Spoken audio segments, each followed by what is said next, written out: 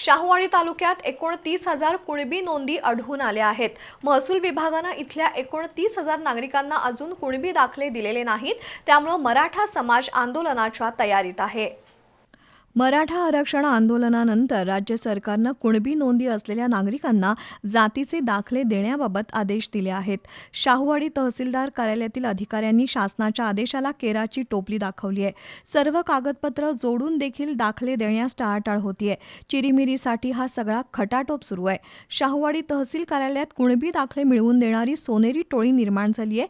त्यामध्ये तहसीलदार कार्यालयातील काही अधिकारी, सेतू कार्यालय, महा ई सेवा केंद्र आणि पन्हाळ्यातील प्रांत कार्यालयातील काही जणांचा समावेश आहे।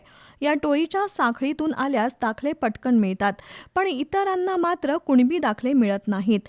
तालुक्यात 29,000 कुणबी नोंदी आढळल्या असतानाही कुणबी दाखले मिळत नाहीत।